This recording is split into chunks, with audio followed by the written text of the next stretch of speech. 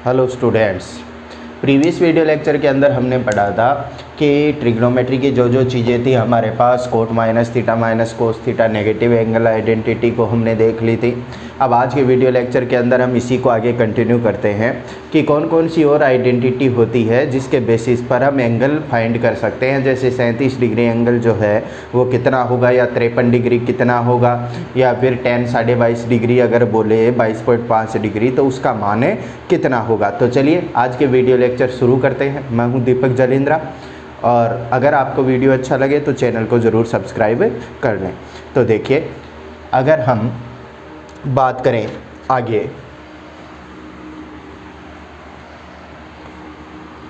तो अब जो हम आइडेंटिटी पढ़ रहे हैं उन्हें बोला जाता है पाइथागोरियन आइडेंटिटी। वो जो आइडेंटिटी होती है उन्हें बोला जाता है पाइथागोरियन आइडेंटिटी। और इसमें से एक आइडेंटिटी जो है वो हम पहले ही पढ़ भी चुके हैं। कौन सी आइडेंटिटी बोली जाती है पाइथागोरियन?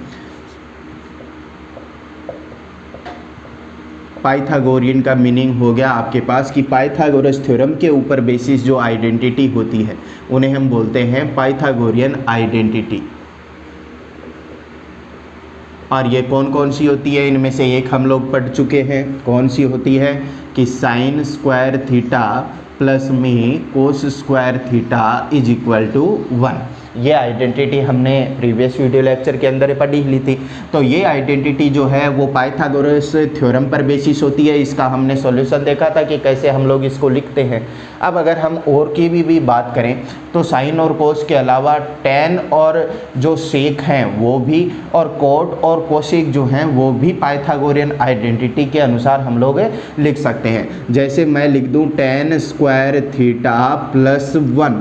क्या लिख दिया मैंने? Ten square theta plus 1। ये इक्वल टू होता है सेक स्क्वायर थीटा के। और पाइथागोरस थ्योरम का यूज करके ही आप इसको इजीली प्रूव भी कर सकते हो। जैसे टेन थीटा है, टेन थीटा क्या होता है? लंब बटे कर्ण। तो लंब बटे कर्ण का होल स्क्वायर प्लस 1 बराबर सेक थीटा क्या होता है? सेक थीटा होता है कोस थीटा का बिल्कुल उल्टा। कोस थीटा क्या होता है आपके पास? आधार बटे कर्ण। तो सेक थीटा क्या बन जाएगा? कर्ण बटे आधार, उसका स्क्वायर बन जाएगा यहाँ पर। तो टेन स्क्वायर थीटा प्लस 1 बराबर होता है सेक स्क्वायर थीटा। और तीसरी जो अपने पास होती है वो होती है cot square theta plus 1 is equal to बन जाता है आपके पास साइन का व्युत्क्रम। साइन का व्युत्क्रम क्या होता है? Cosec square theta. तो ये जो तीन आइडेंटिटी अपने पास है, तीन जो सर्व समीकाएं हैं, इनको बोला जाता है पाइथागोरियन आइडेंटिटी। यानी साइन और कोस के अंदर रिलेशन, टेन और सेक के अंदर रिलेशन, और कोट और कोसेक के अंदर रिलेशन हम इसमें से लिख सकते हैं। अब नेक्स्ट आइडेंटिटी की अगर हम बात करें तो नेक्स्ट आइडेंटिटी जो अपने पास होती है उन्हें बोला जाता है आपके पास एडिशन और सब्ट्रैक्शन आइडेंटिटी। यानी कोई भी दो एंगल का सम हो रहा है, या फिर कोई भी दो एंगल हैं आपके पास, आप उनको सब्ट्रैक्ट कर रहे हो, घटा रहे हो, तो जो आइडेंटिटी बनती है उन्हें हम बोलते हैं एडिशन एंड सब्ट्रैक्शन आइडेंटिटी। तो एडिशन एंड सब्ट्रैक्शन आइडेंटिटी। तो एडिशन और सब्ट्रैक्शन आइडेंटिटी जो है वो आपको ज़्यादातर यूज में आएंगी। ठीक है, कौन कौन सी होती हैं? जैसे कुछ आपने 10th क्लास के अंदर आप लोगों ने पढ़ी भी होगी। जैसे मैं फर्स्ट आइडेंटिटी की अगर बात करूं एडिशन की, तो मैं लिखता हूं साइन ए की अगर बात करूं एडिशन की तो मैं लिखता हूं साइन ए प्लस बी। तो साइन ए प्लस बी जो है वो किसके इक्वल होता है? यहाँ पर देखो, दो एंगल का अगर ऐड हो रहे हैं, दोनों एंगल का, दोनों कोणों का जोड़ यहाँ पर है, योग यहाँ पर है। तो दो कोण जब योग के रूप में है तो आप अलग अलग कोण के रूप में इसको कैसे लिख सकते हो? तो मैं कैसे लिखूँगा? मैं लिखूँगा साइन ए कोस बी। यानी पहले तो साइन के साथ पहले वाला एंगल लेना है, फिर कोस के साथ दूसरे वाला एंगल लेना है, प्लस में कोस ए साइन बी। प्लस कोस ए साइन बी। ये साइन ए प्लस बी के एडिशन की अपने पास आइडेंटिटी से या सर्वसमीका हो गई। अगर हम बात करें दूसरी सर्वसमीका की, तो दूसरी सर्वसमीका होती है साइन ए माइनस बी अगर हो, तो साइन ए माइनस बी अगर आपके पास हो जाए तो इसका फॉर्मूला जो है वो क्या बन जाता है, इसका फॉर्मूला सेम यही रहता है, केवल बीच के अंदर जो वहाँ पर प्लस आ रहा था वहाँ पर अब क्या आएगा, माइनस आ जाएगा। जैसे क्या लिख दूँ मैं इसको, साइन ए कोस बी माइनस कोस ए साइन बी। तो ये फॉर्मूला बन जाएगा साइन ए माइनस बी की आइडेंटिटी का। अब अगर कोस की हम लोग बात करें तो थर्ड, अगर हम बात करें आइडेंटिटी की, तो थर्ड आइडेंटिटी होती है अगर आपके पास एंगल का योग हो रहा हो, लेकिन वो जो एंगल है वो किसके साथ हो, कोस के साथ हो। तो कोस ए प्लस कोस बी, यानी कोस ए प्लस बी का फॉर्मूला जो है या आइडेंटिटी जो है वो कितनी हो जाएगी। तो इसकी जो आइडेंटिटी होती है वो होती है कोस ए कोस बी माइनस साइन ए साइन बी, साइन ए साइन बी होती है। अगर हम कोस ए माइनस बी की बात करें कि कोस ए माइनस बी को हम लोग क्या लिख सकते हैं, तो कोस ए माइनस बी जो है वो कितना हो जाएगा, तो कोस A minus cos B cos A minus B जो है वो वही हो जाएगा जो कोस ए प्लस बी है। केवल बीच के अंदर जो साइन है वो अब पहले प्लस था तो क्या आया माइनस, अब माइनस है तो क्या आएगा प्लस, यानी क्या बन जाएगा कोस ए कोस बी प्लस में साइन ए साइन बी। तो ये अगर ऐड हो रहे हैं या सब्ट्रैक्ट हो रहे हैं तो इस तरीके से हम साइन और कोस को लिख सकते हैं। अगर मैं tan के रूप में भी यही इक्वेशन लिखना चाहूँ तो देखो, अगर tan के अंदर दो कोणों का योग हो रहा है, यानी tan a प्लस बी की अगर हम बात करें तो tan a plus tan b या tan a प्लस b जो है वो क्या हो जाएगा, तो मैं कहूँगा tan a प्लस b कितना हो जाएगा, tan a प्लस में tan b upon 1 minus tan a tan b, 1 minus tan a tan b। ये हो जाएगा आपके पास tan a प्लस b की आइडेंटिटी का मान। अगर हम tan a माइनस b की बात करें, हम बात करें tan a माइनस b की, तो वही जो सबके अंदर होता आ रहा है कि अगर यहाँ पर प्लस है तो यहाँ पर प्लस आया और यहाँ पर माइनस आया। अब tan a माइनस b के अंदर क्या होगा, यहाँ पर माइनस आ जाएगा और जहाँ माइनस था वहाँ पर क्या आ जाएगा, प्लस आ जाएगा। तो आइडेंटिटी क्या बन जाएगी, tan a माइनस में tan b अपॉन में 1 plus tan a tan b। ये आइडेंटिटी होती है tan a माइनस b की। तो ये जो अपने पास 6 आइडेंटिटी हैं, 6 सर्वसमीकाएं हैं, इनको बोला जाता है एडिशन एंड सब्ट्रैक्शन आइडेंटिटी। इसका यूज हम लोग कहाँ पर करते हैं, तो एक एग्जांपल अगर मैं बात करूँ, जैसे आपको जो है वो वैल्यू निकालनी है साइन, आपको जो है वो वैल्यू निकालनी है साइन 30 प्लस में 60 की, ठीक है, ये वैल्यू आपको फाइंड आउट करनी है। अब डायरेक्ट भी हमें पता है, मैं ऐसे ही कोण ले रहा हूँ ताकि ये आइडेंटिटी जो हम लिख रहे हैं ये आपके साथ ही साथ प्रूव भी हो जाए, ठीक है। साइन a प्लस बी, तो ये सीधा सीधा अगर मैं बात करूं तो ये क्या बन रहा है, साइन 90 बन रहा है, और साइन 90 का मान जो है वो कितना होता है, 1 होता है। तो जो इसका इधर वाला पोर्शन है वो भी मान 1 ही देना चाहिए। तो मैं यहाँ पर लिखता हूँ कि साइन a प्लस बी को मैं क्या लिख सकता हूँ, मैं इसको लिख सकता हूँ sine a cos B plus में कोस ए साइन बी, यही लिख सकता हूँ इसको। देखे देखे ये मान जो है वो 1 के बराबर ही आ रहा है। क्या साइन 30 डिग्री का मान कितना होता है, 1/2। कोस 60 डिग्री का मान जो है वो कितना होता है, 1/2, प्लस में कोस 30 डिग्री का मान जो है वो कितना होता है, तो कोस 30 डिग्री की अगर मैं बात करूँगा तो वो मान हो गया √3/2, और साइन 60 का मान भी कितना होता है, √3/2। तो देखो 1/2 गुणा 1/2 3/2 कितना बन गया 1/4, प्लस में √3/2 गुणा √3/2 कितना बन गया 3/4, 1/4 प्लस 3/4 यानी मान कितना आ गया 1, यानी लेफ्ट हैंड साइड और राइट हैंड साइड दोनों क्या आ गई इक्वल आ गई। यानी कोई भी आपके पास दो कोण हैं, चाहे यहाँ पर x प्लस वाई दे दे, आपको a प्लस बी दे दे, c प्लस डी दे दे, तो आप उन कोणों के योग को अलग अलग कोणों के रूप में इस तरीके से लिख सकते हैं। नोट डाउन कीजिए।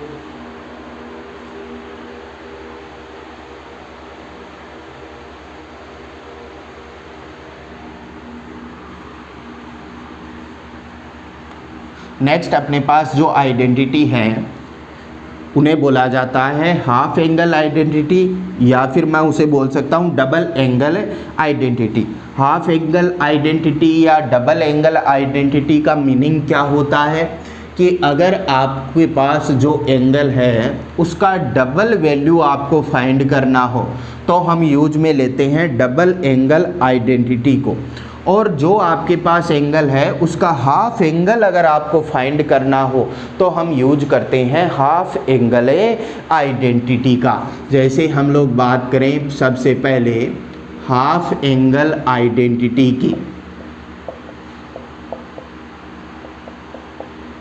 हाफ एंगल आइडेंटिटी की, यानी अगर आपको दिए गए कोण का आधा कोण अगर ज्ञात करना हो, अब दिए गए कोण का अगर आधा कोण हम लोगों को ज्ञात करना हो तो वही तीन अपने पास होते हैं साइन थीटा, कोस थीटा और टेन थीटा। उनके लिए अगर आधा कोण आपको निकालना है तो देखो क्या हो जाएगा आपके पास sine theta by 2 is equal to किसके होता है, थीटा आपके पास कोण है और उसका हम कितना निकाल रहे हैं आधा निकाल रहे हैं, तो साइन थीटा बाई 2 बराबर होता है plus minus √1 minus cos theta बटे 2। अब देखो आधे कोण का आपको मान निकालना है, पूरा कोण आपको दिया हुआ है, थीटा जो है वो आपको दिया हुआ है, तो मैं कहूँगा थीटा का मान यहाँ पर रख दो तो आपको साइन थीटा बाई 2 का मान मिल जाएगा। अब इसी तरीके से अगर आपको कोस थीटा बाई 2 का मान निकालना है तो कोस थीटा बाई 2 का मान जो है वो कितना हो जाएगा, तो मैं कहूँगा कोस थीटा बाई 2 बराबर होता है plus minus √1 plus cos theta बटे 2 के। कोस थीटा बाई 2 का मान किसके बराबर हो जाएगा plus minus √1 plus cos theta बटे 2 के। इसी तरीके से अगर मैं टेन थीटा बाई 2 का मान लिखना चाहूँ तो टेन थीटा बाई 2 जो है वो एक तो आप लोग डायरेक्ट ये देख सकते हो क्या कि sine theta by 2 upon cos theta by 2 is equal to tan theta by 2, तो साइन थीटा बाई 2 में कोस थीटा बाई 2 का भाग दूं तो क्या बनेगा, मेरे पास आंसर बन जाएगा प्लस माइनस √ ऊपर क्या आएगा 1 माइनस कोस थीटा अपॉन में नीचे क्या आएगा 1 प्लस कोस थीटा। अब इसी तरीके से अगर आपको सेक थीटा बाई 2 का मान निकालना है या कोसेक थीटा बाई 2 का मान निकालना है या कोट थीटा बाई 2 का मान निकालना है तो वो इनके जस्ट क्या हो जाएंगे रेसिप्रोकल यानी व्युत्क्रम में हो जाएंगे। तो ये बोली जाती है अपने पास हाफ एंगल आइडेंटिटी। अब इनका यूज कहाँ पर करते हैं अपने पास हाफ एंगल आइडेंटिटी, अब इनका यूज कहाँ पर करते हैं, आपको मान निकालना है साइन 22.5 डिग्री का, आपको मान किसका निकालना है साइन 22.5 डिग्री का।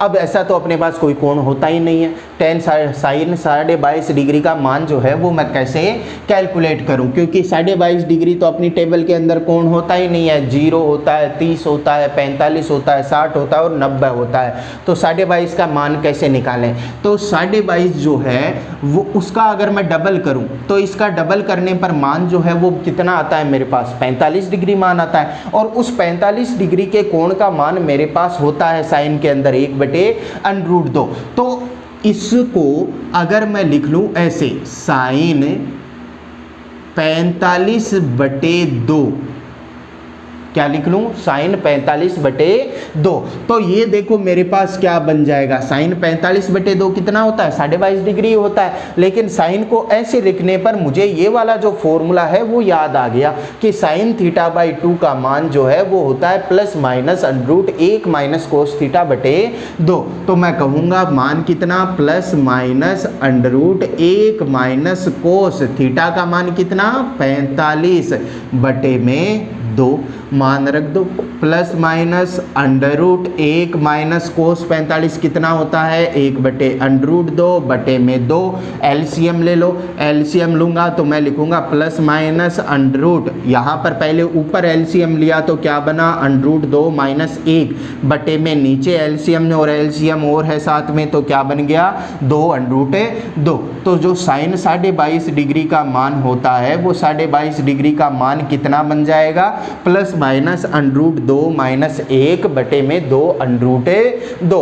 इसी तरीके से अगर आपको मान निकालना है कोस 22.5 डिग्री का, तो कोस 22.5 डिग्री का मान निकालने के लिए मैं कहूँगा इसको हमें डबल एंगल में लिखना है। कैसे लिखूँगा मैं इसको लिख देता हूँ कोस 45 डिग्री बटे में 2, क्योंकि मान तो बराबर है, 22.5 का मतलब क्या होता है 45/2। अब कोस θ/2 बन गया, क्योंकि ये थीटा है तो θ/2 बन गया अपने पास। और कोस θ/2 का मान जो है वो कितना होता है, कोस θ/2 का मान होता है plus minus √1 plus cos theta बटे में 2। मान रख दो, यहाँ पर मान रखूँगा तो मैं लिखूँगा प्लस माइनस 1 प्लस कोस 45 भी कितना होता है 1/√2 बटे में 2। तो जो मान आएगा वो इसके सेम ही आएगा, क्योंकि कैलकुलेशन देखो यहाँ पर केवल प्लस और माइनस का ही डिफरेंस है, तो प्लस और माइनस का डिफरेंस है तो मैंने वही उसी तरीके से अगर मैं यहाँ पर एलसीएम लूँ तो इसमें आया था √2 माइनस 1, तो इसके अंदर क्या आ जाएगा √2 + 1/2 ये मान आ गया आपके पास कोस 22.5 डिग्री का। अगर tan 22.5 डिग्री का मान निकाले तो tan 22.5 डिग्री को मैं क्या लिख सकता हूँ, मैं इसको लिख सकता हूँ tan 45 डिग्री बटे में 2। तो tan 45 डिग्री बटे 2 यानी tan θ/2 आ गया आपके पास। tan θ/2 का फॉर्मूला क्या होता है plus minus √1 minus cos theta upon में 1 प्लस कोस थीटा। मान रख दो यहाँ पर प्लस माइनस √1 माइनस कोस 45 हो गया 1/√2 बटे में 1 प्लस साइन कोस 45 कितना 1/√2। देखो यहाँ पर क्या बनेगा आपके पास आंसर प्लस माइनस √2 एलसीएम ले लिया तो ऊपर तो बन गया √2 माइनस 1 और नीचे क्या बनेगा √2 प्लस 1 2 माइनस 1 और नीचे क्या बनेगा √2 प्लस 1। √2 एलसीएम जो यहाँ पर आया, √2 जो एलसीएम यहाँ पर आया वो तो एक दूसरे को क्या कर देंगे कैंसिल आउट। तो tan 22.5 डिग्री का जो मान है वो कितना आया आपके पास, वो आया plus minus √2 minus 1 upon √2 plus 1। तो अगर आपको आधा एंगल निकालना है, जैसे हम लोग बात करें 30 डिग्री की, 30 डिग्री का मान हमें पता है, लेकिन उस 30 डिग्री के मान के आधार पर अगर हमें पूछ ले कि साइन 15 डिग्री का मान कितना होगा, कोस 15 डिग्री का मान कितना होगा, tan 15 डिग्री का मान कितना होगा, तो वो मान हम लोग इस तरीके से निकाल सकते हैं। कोई भी आपके पास कोण हो और उसके आधा मान अगर आपको पूछे तो वो आधा मान हम इन तीनों ही सर्वसमीकाओं से ज्ञात कर सकते हैं। तो आप जो है वो आज किसका मान निकाल के देखेंगे घर पे, आप आज मान निकाल के देखेंगे साइन 15 डिग्री का कितना होता है, कोस 15 डिग्री का कितना होता है और tan 15 डिग्री का मान कैसे होता है और कितना होगा। चलिए नेक्स्ट हम लोग बात करते हैं डबल एंगल आइडेंटिटी की, और उसका यूज जो है वो हम कहाँ पर करेंगे।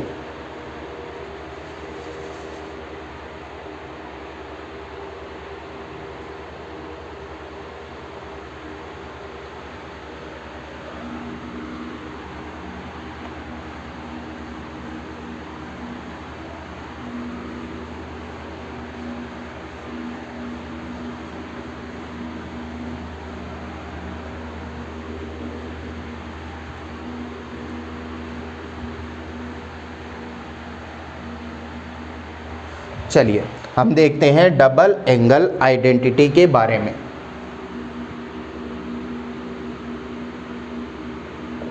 Double angle identities, half angle identities क्या थी, जिसमें एंगल हाफ आ रहा था। अब हमें क्या देखना है, डबल एंगल, यानी अगर हाफ एंगल अपने को दिया हुआ और अपने को उसका डबल एंगल चाहिए हो, जैसे 22.5 डिग्री का मान अपने को दिया हुआ हो और 45 डिग्री पूछे, 15 डिग्री का मान दिया हुआ हो और 30 डिग्री पूछे अपने को, 75 डिग्री का मान दिया हुआ हो और अपने को पूछ रहा है 150 डिग्री का मान, तो वहाँ पर काम में आती हैं डबल एंगल आइडेंटिटीज, यानी इसके अंदर हम लोग एंगल को क्या कर लेते हैं, डबल कर लेते हैं। जैसे हम लोग बात करें, सबसे पहली आइडेंटिटी जो इसके अंदर होती है वो होती है sin 2 थीटा, यानी थीटा अपने पास एंगल है और उसका डबल हम लोग यहाँ पर ले रहे हैं, तो sin 2 थीटा जो है वो कितना होता है, वो होता है 2 sin theta cos theta. Sine 2 theta किसके इक्वल होता है, 2 साइन थीटा कोस थीटा के इक्वल होता है। अब अगर इसी को हम लोग ऐसे लिखना चाहें कि साइन थीटा, तो साइन थीटा देखो यहाँ पर मैं 2 थीटा की जगह कितना ले रहा हूँ, थीटा, तो यहाँ पर 2 थीटा था तो यहाँ पर थीटा आ गया जस्ट हाफ, यहाँ पर थीटा है तो यहाँ पर क्या आ जाएगा, थीटा बाई 2, तो ये क्या बन जाएगा, 2 sine theta by 2 cos theta बटे 2। तो ये साइन थीटा का अपने पास फॉर्मूला हो गया। आइडेंटिटी ये एक ही है लेकिन इसका हमने इस तरीके से इसको लिख दिया। अब अगर हम बात करें कोस 2 थीटा की, तो कोस 2 थीटा बराबर जो है वो किसके होता है, कोस 2 थीटा जो है उसके लिए हम लोग अलग अलग वैल्यूज लिख सकते हैं। फर्स्ट वैल्यू जो है वो होती है अपने पास cos square theta minus sine square theta. अब ये मत बोल देना कि इसका मान 1 होता है, एक किसका मान होता है, sign square theta plus cos square theta का मान, यहाँ पर क्या है, कोस square theta minus sine square theta. या फिर मैं इसको ऐसे भी लिख सकता हूँ, इसका एक और आइडेंटिटी जो है वो भी मैं लिख सकता हूँ, कोस 2 थीटा बराबर होता है 2 कोस स्क्वायर थीटा माइनस 1। क्या होता है, 2 कोस स्क्वायर थीटा माइनस 1 होता है। तो साइन 2 थीटा की बात कर ले या कोस 2 थीटा की बात कर ले या फिर बात कर ले टेन 2 थीटा की,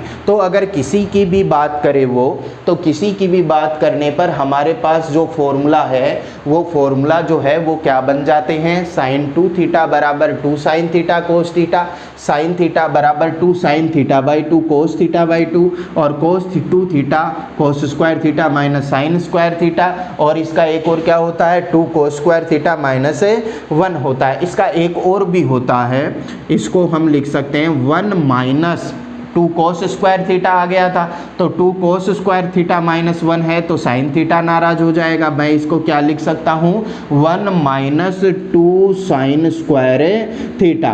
तो कोस 2 थीटा की अपने पास 3 तरीके से हम आइडेंटिटी लिख सकते हैं। फर्स्ट क्या है, कोस square theta minus sine square theta, दूसरी क्या है 2 कोस स्क्वायर थीटा माइनस 1, और तीसरी क्या है 1 माइनस 2 साइन स्क्वायर थीटा। अब इसी तरीके क्या है 1 माइनस 2 साइन स्क्वायर थीटा। अब इसी तरीके से अगर हम बात करें टेन 2 थीटा की, तो टेन 2 थीटा को हम लोग क्या लिख सकते हैं, तो सबसे पहली बात तो हम क्या लिख दें कि sine 2 theta upon cos 2 theta is equal to tan 2 theta हो जाएगा। लेकिन sine 2 theta upon cos 2 theta करें तो कोस 2 थीटा की तो अपने पास 3 टर्म है और साइन 2 थीटा तो बेचारा अकेला ही है, तो जब हम लोग 2 साइन थीटा कोस थीटा को डिवाइड करते हैं इनसे, तो डिवाइड करने पर टेन 2 थीटा की जो वैल्यू है वो अपने को मिलती है 2 टेन थीटा अपॉन में 1 माइनस में टेन स्क्वायर थीटा। तो अपने पास टेन 2 थीटा की वैल्यू जो है वो कितनी मिल जाती है, 2 tan theta upon 1 minus ten square theta. चलिए एक को हम लोग प्रूव करके देखते हैं। जैसे मैं साइन 2 थीटा की बात करूं, तो साइन 2 थीटा की हमारे पास मान लो जो कोण है, हमारे पास थीटा बराबर है 30 डिग्री। मैं ऐसे कोण ले रहा हूँ जो आपको जिनकी वैल्यू पता है डायरेक्ट, ठीक है, ताकि हम लोग लेफ्ट हैंड साइड और राइट हैंड साइड के कंपैरिजन कर सकें। थीटा आपके पास 30 डिग्री है और आपको मान निकालना है साइन 60 डिग्री का। 30 डिग्री आपके पास कोण है जिसका मान है आपके पास, जिसका मान आपको पता है कि साइन 30 डिग्री का मान जो है और कोस 30 डिग्री का मान जो है वो आपको पता है, साइन 60 का मान नहीं पता। तो मैं इसको क्या लिख सकता हूँ, मैं इसको लिखता हूँ साइन 2 इंटू 30, ठीक है, 2 थीटा बन गया। तो इसको क्या लिख सकता हूँ, 2 साइन थीटा कोस थीटा लिख दिया ये। अब साइन 60 डिग्री का मान तो हमें सीधा पता होता है कितना, √3/2। अब इधर वाला भी देखेंगे कि क्या यह आइडेंटिटी भी सही मान दे रही है क्या। तो मैंने लिख दिया 2, साइन 30 कितना होता है 1/2 और कोस 30 कितना होता है √3/2। 2 से 2 कैंसिल आउट हो गया, मान कितना आ गया √3/2। लेफ्ट हैंड साइड भी वही मान, राइट हैंड साइड भी वही मान, यानी अपनी जो ये हम आइडेंटिटी लिख रहे हैं ये बिल्कुल सही है। तो आपको अगर डबल एंगल का मान निकालना है तो वो डबल एंगल का मान जो है वो हम इस तरीके से निकाल सकते हैं। चलिए नोट डाउन कीजिए।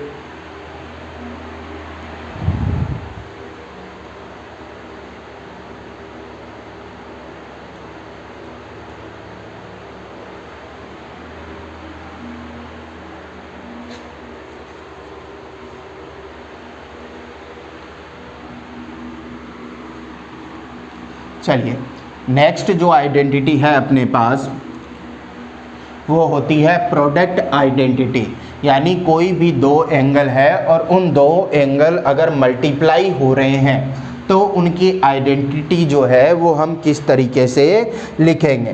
तो अगर हम बात करें प्रोडक्ट आइडेंटिटी की, प्रोडक्ट आइडेंटिटीज की, तो आपको ध्यान में रखना है जो भी ये आइडेंटिटीज हैं ये आपको डायरेक्ट ध्यान में होनी चाहिए, क्योंकि कोई भी क्वेश्चन हम लोग जब सॉल्व करेंगे तो इन आइडेंटिटी का यूज होता है उनके कहीं पर बीच में, और बीच में अगर यूज होगा तो हम प्रूव करने नहीं बैठेंगे कि sin 2θ = 2 sin θ cos θ कैसे आया था। हमें ये ध्यान में रखना है कि sin 2θ बराबर होता है 2 sin θ cos θ। तो जितनी भी ये आइडेंटिटीज है इनको आप लोग एक पेपर पे नोट करके जहाँ पर आप स्टडी रूम है उसके बिल्कुल सामने वाली दीवार के ऊपर आप चिपका लीजिए, और डेली सुबह शाम एक एक बार जरूर पढ़ना है इनको, तभी ये आपके ध्यान में रह पाएंगी। तो अगर हम प्रोडक्ट आइडेंटिटीज की बात करें तो प्रोडक्ट आइडेंटिटीज क्या होती हैं कि जब भी आपके पास कोई भी दो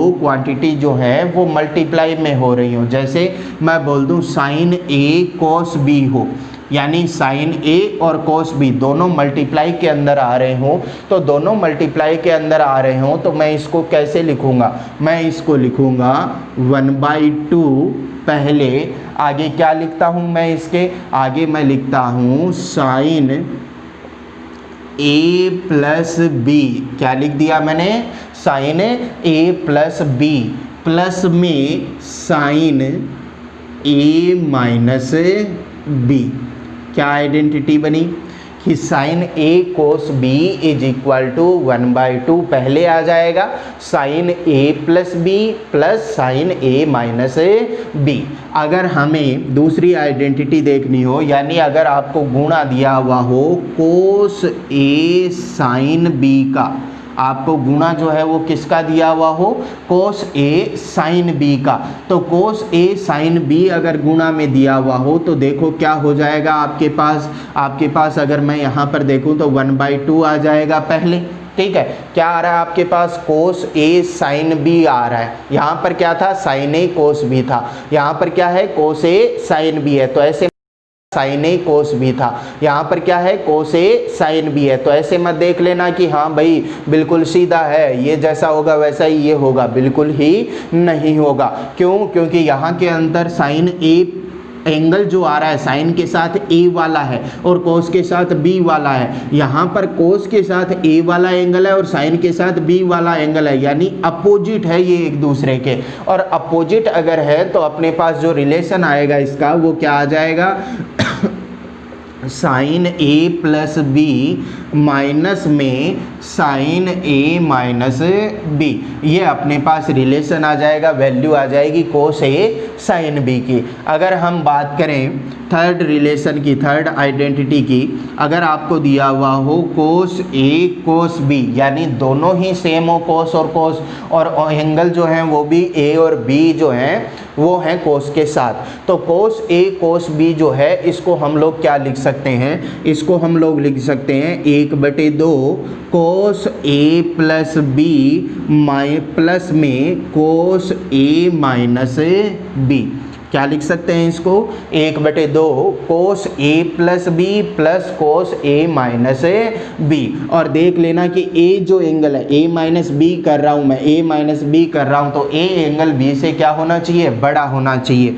फोर्थ की अगर हम बात करें तो फोर्थ आइडेंटिटी जो है उसके अंदर हम बोल दें कि दोनों ही जो पद हैं वो साइन के ही हों, यानी साइन ए साइन बी अगर मिल जाए अपने पास तो साइन ए साइन बी जो है वो क्या हो जाएगा, वो हो जाएगा इसका बिल्कुल उल्टा, क्योंकि इसके अंदर दोनों में कोस है और इसके अंदर दोनों के अंदर क्या है, साइन है। तो जो कोस का है उसका बिल्कुल अपोजिट हो जाएगा साइन का। बिल्कुल अपोजिट होने का मतलब कि जहाँ पर प्लस का साइन है वहाँ पर क्या आ जाएगा, माइनस का साइन। और आइडेंटिटी क्या बन जाएगी, 1/2 कोस A plus B minus cos A minus B. और ये अपने पास आइडेंटिटी आ गई साइन ए साइन बी की। तो ये जो आइडेंटिटी है इन्हें हम बोलते हैं प्रोडक्ट आइडेंटिटी। यानी अगर आपको देखना हो, देखो ये क्या क्या बन जाएगा, अगर मैं 2 को इधर ले आऊँ तो ये बन गया 2 साइन ए कोस बी बन गया आपके पास, 2 साइन ए कोस बी बन गया। तो इसका मान किसके बराबर होता है, साइन 2 थीटा के बराबर होता है अगर एंगल सेम हो जाए तो,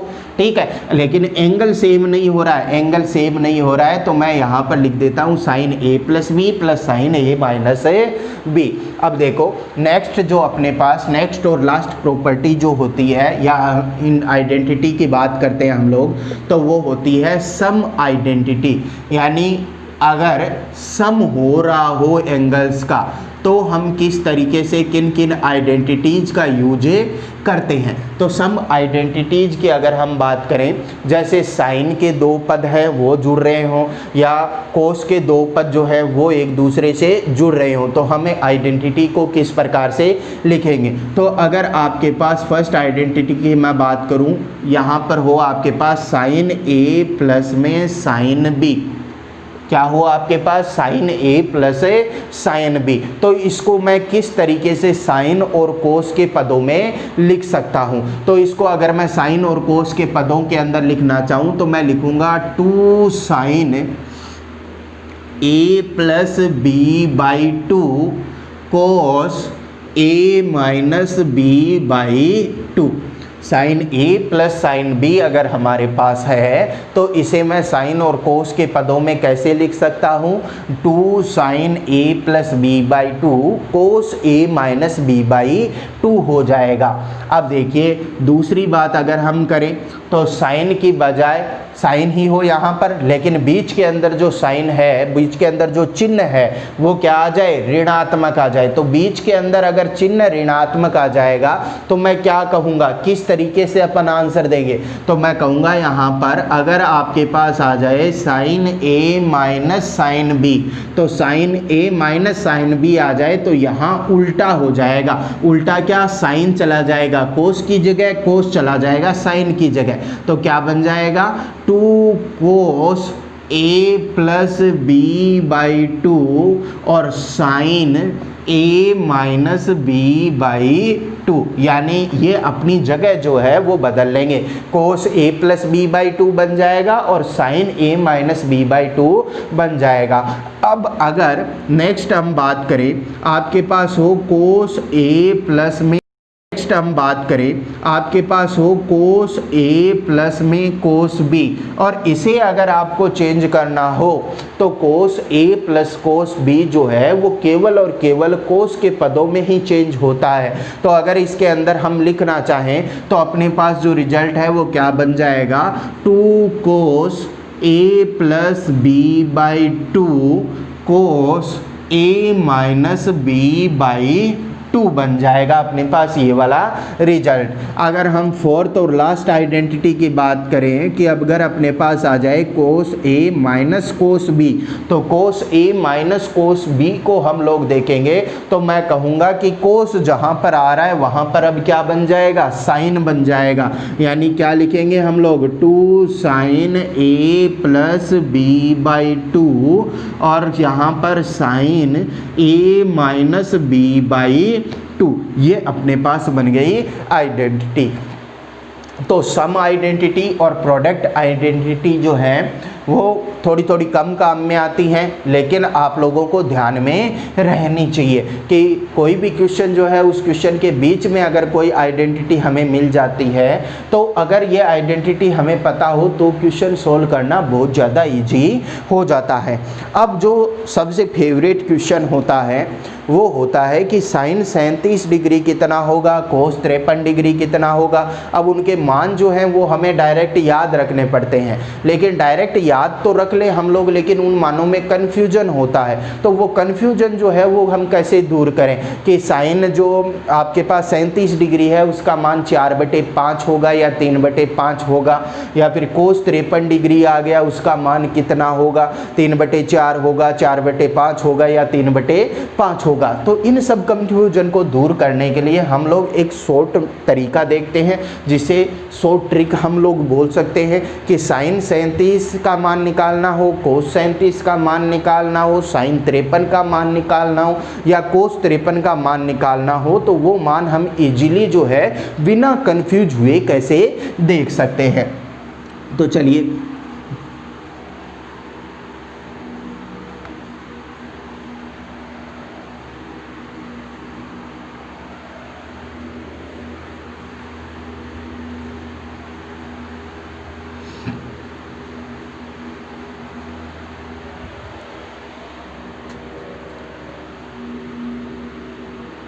वैल्यू ऑफ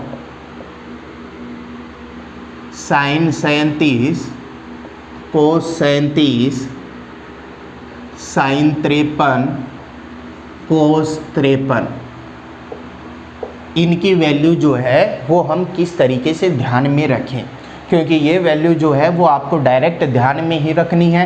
कैसे आई, क्यों आई, उसके बारे में आपको कुछ भी लेना देना नहीं है, क्योंकि हम लोग मैथ नहीं पढ़ रहे हैं यहाँ पर, हम क्या पढ़ रहे हैं, फिजिक्स के अंदर ट्रिग्नोमेट्री का जो यूज होता है वो देख रहे हैं। तो साइन 37, कोस 37, साइन 53, कोस 53 का मान अगर निकालना है तो क्या याद रखोगे आप लोग कि आपके पास एक ट्राइंगल है,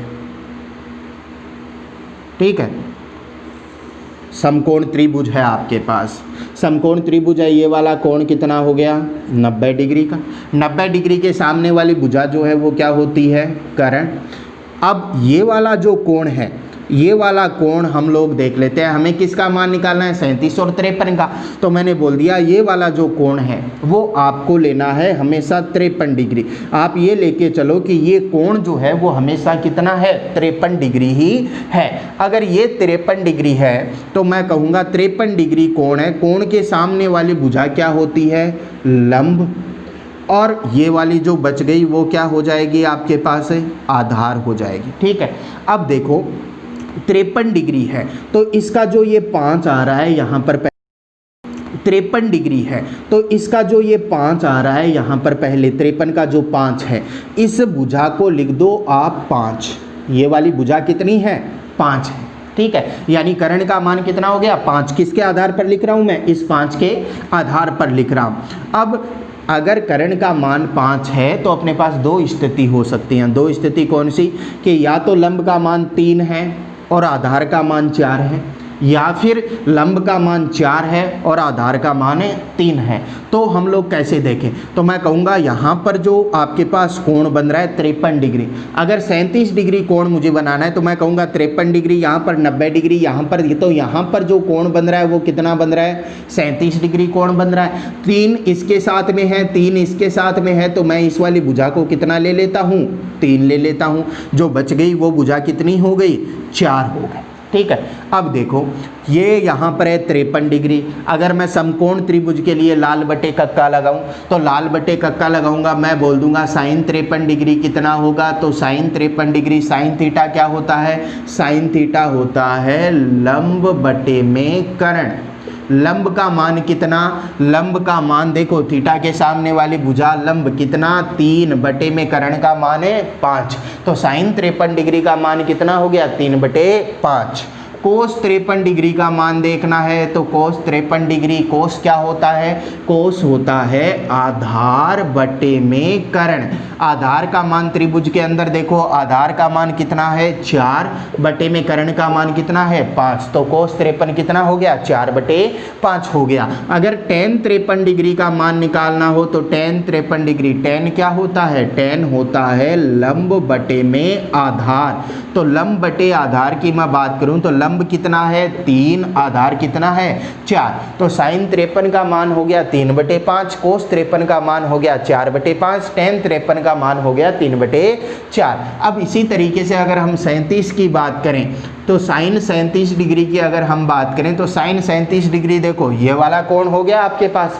तो इस कोण के लिए अगर मैं बात करूंगा तो इस वाले कोण के लिए इस कोण के सामने वाली भुजा लंब बन जाएगी और ये वाला भुजा क्या बन जाएगी, आधार बन जाएगी। यानी 37 डिग्री के लिए, 37 डिग्री के लिए,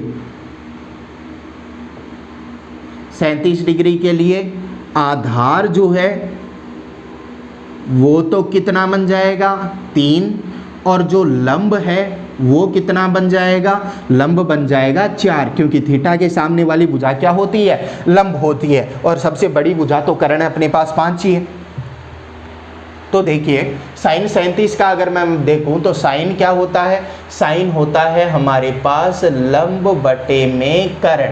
अब लंब कितना है तो देखो लंब कितना 37 डिग्री के लिए लंब कितना 4, तो मैं लिखूंगा 4, कर्ण कितना 5।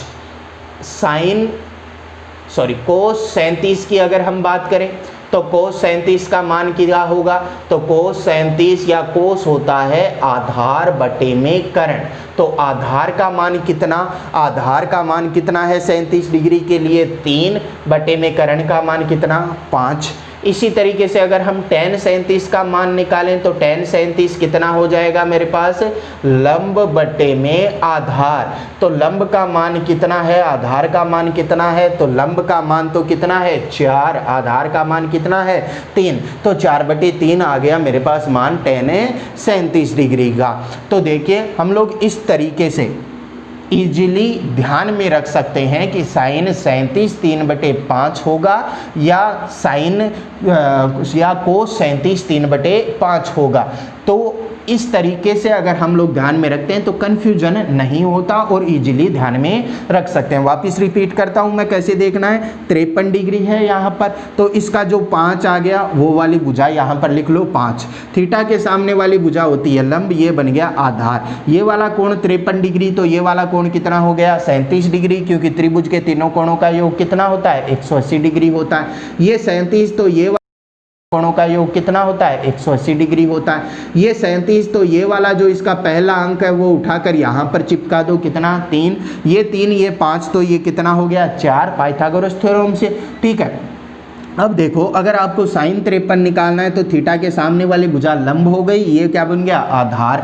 अगर आपको साइन 37 निकालना है तो थीटा के सामने वाली भुजा हो गई लंब, ये क्या बन गया आधार बन गया। तो इसी तरीके से हम तीनों कोणों के मान या 6 कोण जो अपने पास बन रहे हैं, इन 6 कोणों के मान जो है वो ज्ञात कर सकते हैं। अगर आपको किसी कोण के मान निकालने के अंदर प्रॉब्लम हो रही है, कोई भी कोण हो, तो आप मुझे कमेंट बॉक्स के अंदर बता सकते हैं, या फिर ग्रुप जो अपना बना हुआ है कोचिंग का उसके अंदर आप लोग डिस्कस कर सकते हैं। आज के वीडियो लेक्चर के अंदर इतना ही। अपना ट्रिग्नोमेट्री का जो पार्ट यूज होता है फिजिक्स के अंदर वो कंप्लीट हो चुका है, और यहाँ पर मैं बेसिक मैथमेटिक्स जो अपना अब तक चल रहा था उसे भी कंप्लीट कर रहा हूँ। इसके बाद में हम लोग नेक्स्ट चैप्टर जो है अपना फिजिक्स का वो स्टार्ट करेंगे। Thank you.